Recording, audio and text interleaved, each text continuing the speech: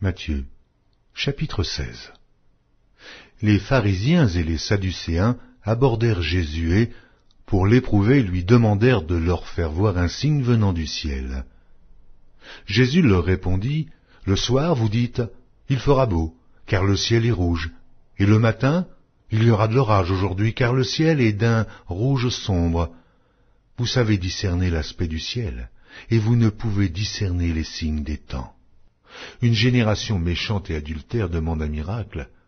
Il ne lui sera donné d'autre miracle que celui de Jonas. » Puis il les quitta et s'en alla. Les disciples, en passant à l'autre bord, avaient oublié de prendre des pains. Jésus leur dit, « Gardez-vous avec soin du levain des pharisiens et des sadducéens. » Les disciples raisonnaient en eux-mêmes et disaient, « C'est parce que nous n'avons pas pris de pain. » Jésus, l'ayant connu, dit, « Pourquoi raisonnez-vous en vous-même, gens de peu de foi, sur ce que vous n'avez pas pris de pain? Êtes-vous encore sans intelligence, et ne vous rappelez-vous plus les 5 pains des 5000 hommes, et combien de paniers vous avez emportés?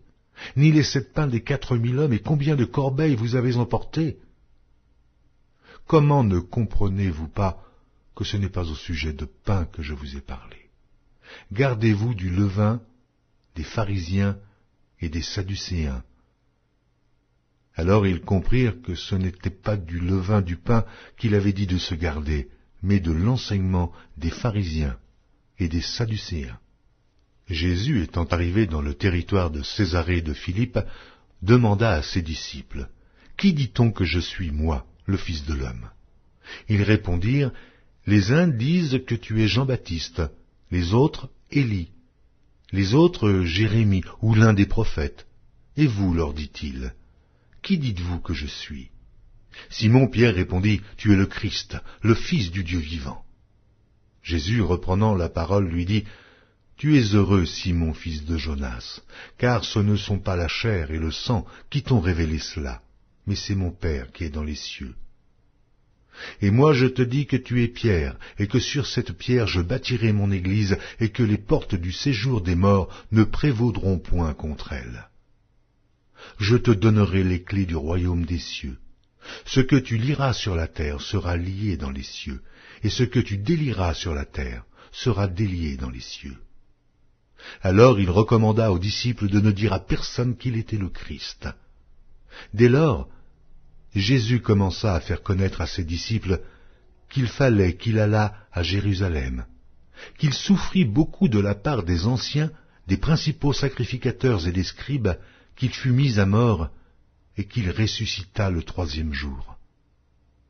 Pierre, l'ayant pris à part, se mit à le reprendre et dit, « À Dieu ne plaise, Seigneur, cela ne t'arrivera pas. » Mais Jésus, se retournant, dit à Pierre, « Arrière de moi, Satan, tu mets en scandale, car tes pensées ne sont pas les pensées de Dieu, mais celles des hommes. » Alors Jésus dit à ses disciples, « Si quelqu'un veut venir après moi, qu'il renonce à lui-même, qu'il se charge de sa croix et qu'il me suive. Car celui qui voudra sauver sa vie la perdra, mais celui qui la perdra à cause de moi la trouvera.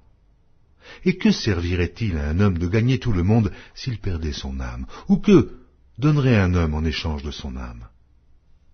Car le Fils de l'homme doit venir dans la gloire de son Père avec ses anges, et alors il rendra à chacun selon ses œuvres. Je vous le dis en vérité. Quelques-uns de ceux qui sont ici ne mourront point, qu'ils n'aient vu le Fils de l'homme venir dans son règne. »